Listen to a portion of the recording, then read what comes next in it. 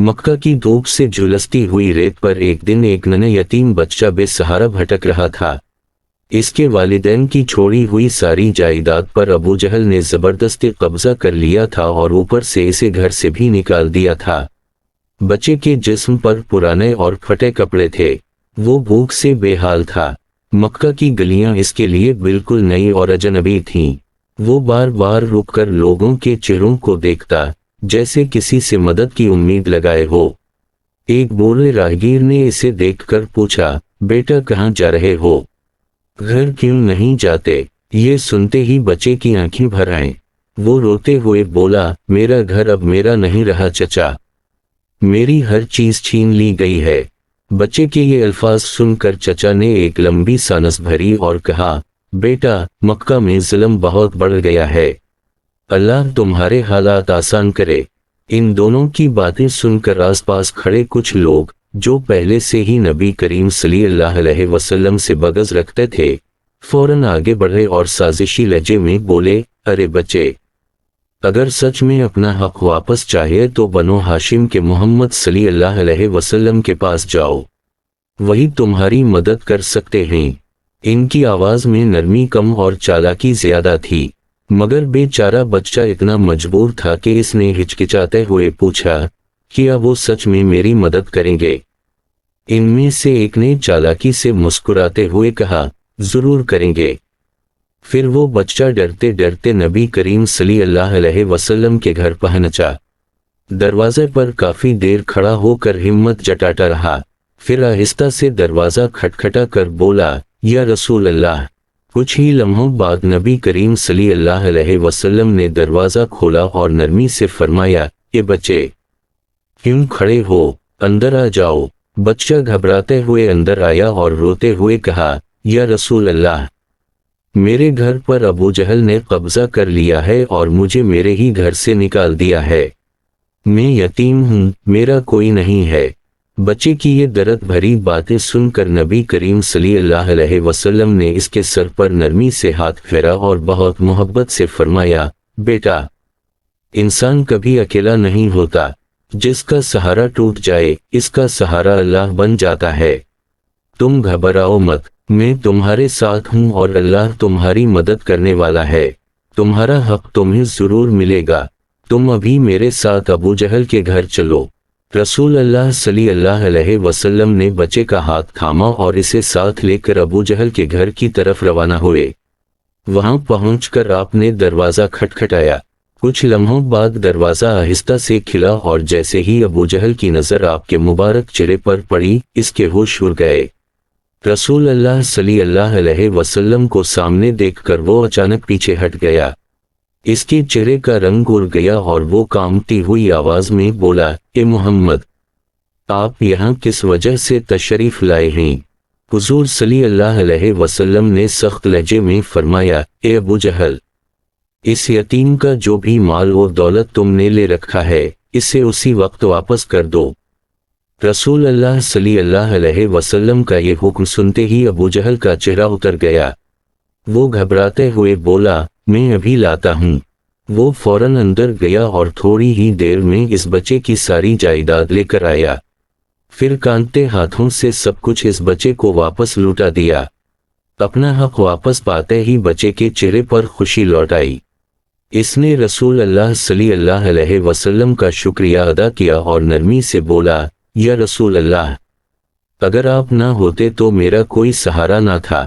نبی کریم صلی اللہ علیہ وسلم نے اس کے سر پر پھر نرمی سے ہاتھ پھیرا اور بچہ اپنا سامان سنبھالتے ہوئے آپ کے ساتھ اپنے گھر کی طرف چل پڑا۔ اور جیسے ہی نبی کریم صلی اللہ علیہ وسلم وہاں سے تشریف لے گئے، سازش کرنے والے لوگ دوڑتے ہوئے ابو جہل کے پاس پہنچے۔ ایک نے غصے میں چلک کر کہا، ابو جہل، تم کتنے بزدل ہو، محمد صلی اللہ علیہ وسلم نے صرف کہا اور تم نے سب کچھ فوراً لوٹا دیا۔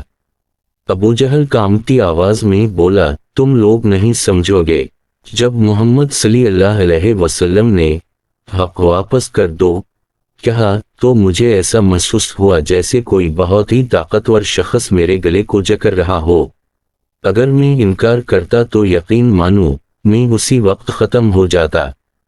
ایک اور موقع پر نبی کریم صلی اللہ علیہ وسلم نے حضرت علی رضی اللہ عنہ کو اپنے قریب بلا کر نرم لہجے میں فرمایا، اے علی، ہمارے قبیلے کے تمام بزرگوں اور جوانوں کو دعوت پر بلا لو اور اسی طرح کھانے پینے کا پورا انتظام بھی کر لو۔ اس پر حضرت علی رضی اللہ عنہ نے ادب کے ساتھ عرض کیا، یا رسول اللہ، اس دعوت کے لیے میں کیا کھانا تیار کروں؟ نبی کریم صلی اللہ علیہ وسلم نے فرمایا، اے علی، ایک بکری کا ران، ایک کٹورا دودھ اور تقریباً 3 کلو گندم سے نرم روٹیاں تیار کروا لو۔ نبی کریم صلی اللہ علیہ وسلم کے حکم کے مطابق حضرت علی رضی اللہ عنہ نے پورا انتظام بڑی ذمہ داری سے کر لیا۔ دعوت کا انتظام حضرت ابو طالب رضی اللہ عنہ کے گھر کیا گیا۔ بنو ہاشم کے تمام افراد تک دعوت کا پیغام پہنچا دیا گیا اور تقریباً 40 افراد کے ساتھ ساتھ کچھ خواتین کو بھی اس دعوت پر بلایا گیا۔ اگلے دن جب سب لوگ وقت پر جمع ہو گئے تو ابو لہب نے کھانے کی مقدار دیکھ کر تعجب سے کہا، کیا تم نے ہمیں یہاں بھوکا رکھنے کے لیے بلایا ہے؟ صرف ایک ہی ران رکھی ہے، ہم میں سے ہر ایک اکیلا ہی یہ ران کھا سکتا ہے، تو 40 آدمیوں کے لیے اتنا کم کھانا کیسے کافی ہوگا؟ نبی کریم صلی اللہ علیہ وسلم ہلکا سا مسکرائے اور فرمایا، آپ صبر سے بیٹھ جائیے اور انتظار کیجیے۔ کچھ ہی دیر بعد حضرت علی رضی اللہ عنہ کھانا لے کر اندر آئے۔ تب نبی کریم صلی اللہ علیہ وسلم نے فرمایا، اب آپ سب بسم اللہ پڑھ کر کھانا شروع کریں۔ ابو لہب سمیت کچھ لوگ اس بات پر ناراض ہو گئے اور کہنے لگے، یہ کیسی بات ہے؟ ہم اپنے باپ داداؤں کے طور طریقے چھوڑ کر اللہ کے نام سے کیوں کھائیں؟ لیکن بھوک کی وجہ سے زیادہ تر لوگوں نے کوئی اعتراض نہیں کیا اور چپ چاپ بسم اللہ پڑھ کر کھانا شروع کر دیا۔ نبی کریم صلی اللہ علیہ وسلم نے سب سے پہلے اپنے مبارک ہاتھ کھانے پر رکھے، پھر قبیلے کے لوگوں میں خود اپنے ہاتھوں سے کھانا تقسیم کیا، یہاں تک کہ آپ نے ابو لہب کو بھی دیکھ کر فرمایا، پیٹ بھر کر کھاؤ، اس میں کسی طرح کی کمی نہیں ہوگی۔ سب نے دل کھول کر کھانا کھایا اور جب تمام لوگ سیر ہو کر فارغ ہو گئے تب نبی کریم صلی اللہ علیہ وسلم نے بھی اطمینان سے کھانا تناول فرمایا۔ یہ منظر دیکھ کر ابو لہب دنگ رہ گیا اور حیرانی سے بول اٹھا، اے محمد صلی اللہ علیہ وسلم، یقیناً تم نے کوئی جادو کیا ہے، اتنا سا کھانا 40 آدمیوں نے پیٹ بھر کر کھا لیا اور پھر بھی باقی رہ گیا، یہ کیسے ممکن ہے؟ رسول اللہ صلی اللہ علیہ وسلم نے سکون سے کھانا مکمل کیا، پھر مجلس کے اختتام کا اعلان فرمایا، لوگوں سے جانے کے لیے کہا گیا تو سب ایک دوسرے کو دیکھتے رہ گئے، ہر شخص یہی سوچ رہا تھا کہ انہیں کس مقصد سے بلایا گیا تھا اور اب اچانک یوں ہی رخصت کیوں کیا جا رہا ہے۔ سب کے چلے جانے کے بعد حضرت علی رضی اللہ عنہ نے عرض کیا، یا رسول اللہ، آج آپ نے انہیں اپنا پیغام کیوں نہیں دیا؟ نبی کریم صلی اللہ علیہ وسلم نے فرمایا، میری بات شروع ہونے سے پہلے ہی ابو لہب نے جادو کی بات کہہ دی، اس لیے اس وقت میرا پیغام دینا مناسب نہ تھا، کل میں ان کے لیے دوبارہ مجلس رکھوں گا اور اپنا پیغام وہیں بیان کروں گا۔ پھر آپ نے فرمایا، اے علی، تم کل کی دعوت کے لیے سب کو پھر سے بلا لینا۔ اگلے دن پھر وہی سادہ کھانا تیار کیا گیا، ایک بکری کا ران، تھوڑا سا دودھ اور گندم کی روٹیاں۔ جب کھانا پیش ہوا تو نبی کریم صلی اللہ علیہ وسلم نے فرمایا، بسم اللہ پڑھ کر کھانا شروع کرو۔ سب لوگوں نے بسم اللہ پڑھ کر اطمینان سے کھانا شروع کیا۔ کل والی حیرانی تو موجود تھی مگر اتنی تیز نہیں تھی، یہاں تک کہ ابو لہب نے بھی اس دن کوئی خاص شور شرابہ نہیں کیا۔ جب سب لوگ کھانا کھا چکے تو نبی کریم صلی اللہ علیہ وسلم اٹھے اور بلند آواز میں فرمایا، اے عبدالمطلب کی اولاد، تم نے اپنی آنکھوں سے دیکھ لیا کہ میں نے تمہارے سامنے ویسا ہی معجزہ دکھایا ہے جیسا بنی اسرائیل کے انبیاء کو دیا گیا تھا۔ یہ وہی برکت ہے جو حضرت عیسیٰ علیہ السلام کی دعوتوں میں نازل ہوئی تھی۔ لوگ پیٹ بھر کر کھاتے لیکن کھانا ختم نہیں ہوتا تھا۔ میں نے آج تمہیں یہ اس لیے دکھایا تاکہ تم جان لو کہ میں اللہ رب العالمین کی طرف سے ایک خاص پیغام لے کر آیا ہوں۔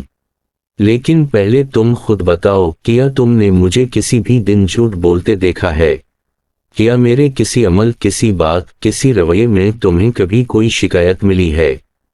اس پر سب نے ایک آواز میں کہا، نہیں، ہم نے آپ کو ہمیشہ سچا، ایماندار، رحیم دل اور اپنے قبیلے کا بھلا چاہنے والا ہی پایا ہے۔ ہم نے آپ کو کبھی جھوٹ بولتے نہیں سنا۔ پھر رسول اللہ صلی اللہ علیہ وسلم نے فرمایا، میرا پیغام یہ ہے کہ تم بتوں کی پوجا چھوڑ دو اور ایک اللہ کی عبادت کرو۔ وہ اکیلا ہے، بے نیاز ہے، کسی کا محتاج نہیں اور اس کا کوئی شریک نہیں۔ اور سن لو، میں محمد صلی اللہ علیہ وسلم اللہ تعالیٰ کا آخری نبی اور اس کا رسول ہوں۔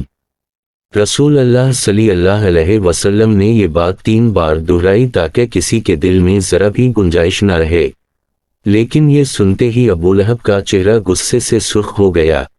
وہ رسول اللہ صلی اللہ علیہ وسلم سے بدتمیزی کرنے لگا اور اونچی آواز میں گالیاں دینے لگا، مگر نبی کریم صلی اللہ علیہ وسلم پر کوئی اثر نہ ہوا۔ آپ خاموش، صابر اور بے حد پر سکون کھڑے رہے۔ پھر ابو لہب بڑبڑاتا ہوا وہاں سے نکل گیا۔ اس کے پیچھے پیچھے بنو ہاشم کے کئی لوگ بھی آہستہ آہستہ مجلس سے اٹھ کر چلے گئے۔ اگلے دن نبی کریم صلی اللہ علیہ وسلم اپنے گھر سے باہر نکلے، مگر اس بار آپ کا رخ بنو ہاشم کی طرف نہیں تھا۔ آج آپ سیدھا کعبہ اللہ شریف کی طرف بڑھ رہے تھے۔ کعبہ شریف کے سامنے صفا نام کا ایک پہاڑ تھا۔ آپ صلی اللہ علیہ وسلم اس پہاڑ پر چڑھ گئے اور بلند آواز میں پکارنا شروع کیا۔ آپ کی پکار مکہ کے دور دراز علاقوں میں گونج اٹھی، ہر طرف سناٹا چھا گیا۔ پھر آپ نے ایک ایک قبیلے کو نام لے کر آواز دی، اے بنو ہاشم، اے بنو مخزوم، اے بنو امیہ۔ اس پکار کا اثر ایسا تھا کہ ہر قبیلے کے لوگ صفا پہاڑ کے پاس جمع ہونے لگے۔ جو خود نہ آ سکے، انہوں نے اپنے بھروسہ مند نمائندے بھیج دیے۔ تھوڑی ہی دیر میں پورا مکہ گویا اس جگہ پر امڑ آیا۔ ہر قبیلے کا ایک سردار موجود تھا۔ جب سب جمع ہو گئے تو کسی نے عرض کیا، اے محمد، آپ نے ہمیں کس لیے بلایا ہے؟ نبی کریم صلی اللہ علیہ وسلم نے ان سے سوال کیا، اگر میں تمہیں کوئی بات بتاؤں تو کیا تم اس پر یقین کرو گے یا مجھے جھوٹا کہو گے؟ سب نے ایک آواز میں کہا، ہم نے آپ کو ہمیشہ سچا اور ایماندار پایا ہے، ہم آپ کی بات کو جھٹلانے کا سوچ بھی نہیں سکتے۔ تب آپ صلی اللہ علیہ وسلم نے فرمایا، اگر میں کہوں کہ اس پہاڑ کے پیچھے ایک دشمن کا لشکر چھپا ہے جو کسی بھی وقت تم پر حملہ کر سکتا ہے تو کیا تم میری بات مان لو گے؟ لوگوں نے کہا، جی ہاں، ہم آپ کی بات پر ضرور یقین کریں گے کیونکہ آپ کی زبان سے جھوٹ ہم نے کبھی سنا ہی نہیں۔ پھر نبی کریم صلی اللہ علیہ وسلم نے بلند آواز میں اپنا پیغام بیان فرمایا، اے لوگو، سن لو، میں تمہارے پاس اللہ تعالیٰ کی طرف سے آئی ہوئی ایک کھلی تنبیہ کرنے والا ہوں۔ تم جس راہ پر چل رہے ہو اس کی منزل صرف تباہی اور ہلاکت ہے۔ تم نے اللہ رب العالمین کو چھوڑ کر ایسے بتوں کو معبود بنا لیا ہے جو نہ سن سکتے ہیں، نہ دیکھ سکتے ہیں اور نہ تمہارا کچھ بھلا کر سکتے ہیں۔ اگر تم اس گمراہی سے نہ رکے تو جہنم اور آخرت کی سخت سزائیں تمہاری طرف بڑھ رہی ہوں گی۔ اس لیے میں تمہیں دعوت دیتا ہوں کہ ایک اللہ کی بندگی قبول کرو اور لا الہ الا اللہ کا کلمہ پڑھ کر مسلمان ہو جاؤ، کیونکہ یہی تمہاری اصل نجات اور کامیابی کا راستہ ہے۔ پھر آپ نے 3 بڑے وعدے فرمائے۔ پہلا، اگر تم اسلام قبول کر لو گے تو پورے عرب کی بادشاہت تمہارے ہاتھوں میں ہوگی۔ دوسرا، عجم اور ایران جیسی مضبوط طاقتیں بھی تم پر ہرگز غالب نہیں آ سکیں گی۔ تیسرا، اللہ تعالیٰ تمہیں جنت کی بے پناہ نعمتوں سے نواز دے گا۔ اور آخر میں آپ نے پکار کر کہا، کہو، اللہ ایک ہے، اس کا کوئی شریک نہیں، اسلام قبول کر لو اور نجات و کامیابی حاصل کر لو۔ آپ کا بیان ختم ہوتے ہی ابو لہب اچانک غصے سے چلا اٹھا، اے محمد، کیا تم نے ہمیں بس یہی فضول باتیں سنانے کے لیے بلایا تھا؟ وہ غصے میں بڑبڑاتا ہوا آگے بڑھا اور بھیڑ کو چیرتا ہوا وہاں سے نکل گیا۔ نبی کریم صلی اللہ علیہ وسلم کے اپنے ہی چچا کی یہ تلخ بات سن کر پورے مکہ میں ہلچل مچ گئی۔ لوگ حیران تھے، سمجھ نہیں پا رہے تھے کہ اس دعوت حق کا جواب کیا دیا جائے۔ कुछ लोग गुस्से में कहने लगे, अब्दुल्ला के बेटे मोहम्मद ने हमारे बुतों की बेअदबी की है, ये हम कैसे बर्दाश्त कर लें। मक्का के घरों में तरह तरह की बातें चलने लगीं। मोहम्मद को आखिर इतनी हिम्मत कहाँ से मिली, ये क्या नई दवत लेकर आए हैं। लेकिन नबी करीम सल्लल्लाहु अलैहि वसल्लम का दिल अब पहले से कहीं ज्यादा मजबूत हो चुका था। आप जानते थे कि ये राह मुश्किल है, मगर हक को ना तो छुपाया जा सकता है और ना ही छोड़ा जा सकता है। इस दौर में मक्का की सरजमीन पर बुत परस्ती अपने उरूज पर थी। हालात ऐसे थे कि कोई भी आम मुसलमान वहां खलकर नमाज पढ़ने की हिम्मत नहीं करता था। हर तरफ काफिरों की आंखें थीं, इनका ज़ुल्म था और मुसलमानों के दिलों में एक खामोश सी दहशत रहती थी। ऐसे माहौल में एक दिन नबी करीम सल्लल्लाहु अलैहि वसल्लम ने एक नया कदम उठाया। आप सीधा कबा शरीफ के सामने तशरीफ लाए। वो वही मुक़द्दस जगह थी जहां एक मुसलमान का झुक जाना भी दुश्मनों को बर्दाश्त न था। लेकिन आप सल्लल्लाहु अलैहि वसल्लम ने किसी की परवाह न करते हुए सबके सामने कबा के साए में बड़े सुकून और इत्मीनान के साथ नमाज अदा फरमाई। ये मंजर देखकर पूरे मक्का के दिलों में गोया हलचल मच गई। किफार की महफिलों में हसद और गैरत का तूफान उठने लगा, खास तौर पर अबू जहल जो एक मगरूर, जालिम और सख्त दिल इंसान था। इसका गुरूर इतना ज्यादा था कि वो अपने आप को बाकी तमाम अरबों से कहीं ऊपर समझता था। इसका ये हाल था कि जो कपड़ा वो पहन लेता, किसी और को इसे पहनने की इजाजत नहीं होती थी, और जिस सवारी पर वो बैठ जाता, किसी और का इस पर पहले बैठना मना था। और अपनी कौम के कमजोर लोगों को तो वो इंसान समझने तक को तैयार नहीं था, गोया वो इन पर बादशाहत रखता हो। लेकिन जब इसने नबी करीम सल्लल्लाहु अलैहि वसल्लम को कबा मुज़म्मा के सामने बड़े सुकून से सजदा करते देखा तो इसके अंदर छुपा हुआ फितना, हसद और नफरत एकदम भड़क उठा। अबू जहल गुस्से में चलकर बोला, ए मोहम्मद, खबरदार, मैं तुम्हें दोबारा कबा के सामने नमाज पढ़ते ना देखूं। अगर फिर ऐसा किया तो लात और मनात की कसम, मैं यहीं तुम्हें सजा दूंगा। आमतौर पर रसूल अल्लाह सल्लल्लाहु अलैहि वसल्लम बड़ी नरमी, मोहब्बत और शफ़क़त से बात फरमाते थे, लेकिन इस वक्त आपकी आवाज़ में एक इलाही हैबत, एक रब्बानी सख्ती महसूस होती थी।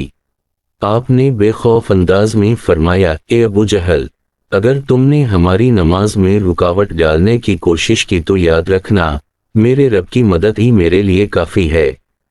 आपके लहजे में वो सुकून और यकीन था जो सिर्फ अल्लाह पर पूरा भरोसा रखने वालों के दिलों में होता है। अगले दिन अबू जहल फिर कबा शरीफ पहुंचा। वहां इसने देखा कि रसूल अल्लाह सल्लल्लाहु अलैहि वसल्लम वहीं कबा के सामने खड़े होकर नमाज अदा कर रहे हैं, बिल्कुल उसी तरह जैसे कल कर रहे थे। इस जगह पर वो लोग भी मौजूद थे जिनके सामने इसने कल रसूल अल्लाह सल्लल्लाहु अलैहि वसल्लम को बरी अकर में धमकी दी थी। जैसे ही आपकी पेशानी सजदे में गई, अबू जहल का गुस्सा फिर से भड़क उठा। गुस्से में इसने जमीन से एक बड़ा भारी सा पत्थर उठाया और गिराते हुए बोला, आज मैं उसी पत्थर से मोहम्मद सल्लल्लाहु अलैहि वसल्लम के सर पर वार करूंगा और फिर अपने पांव से इनकी गर्दन कुचल दूंगा। सलम भरी नजरों के साथ वो आपकी तरफ बढ़ने लगा। इसके हर कदम में गुस्सा और आंखों में एक खतरनाक चमक दिखाई दे रही थी। लेकिन जैसे ही वो थोड़ा और करीब पहुंचा, वहां खड़े तमाम लोगों ने एक अजीब और खौफनाक मंजर देखा। अबू जहल ने पत्थर उठाकर हमला करना चाहा, मगर अचानक इसका हाथ सुन्न और सख्त हो गया, जैसे जरों की तरह जम गया हो। पत्थर इसके गले के पास ही अटक गया, न ऊपर आट पा रहा था और न नीचे गिर रहा था।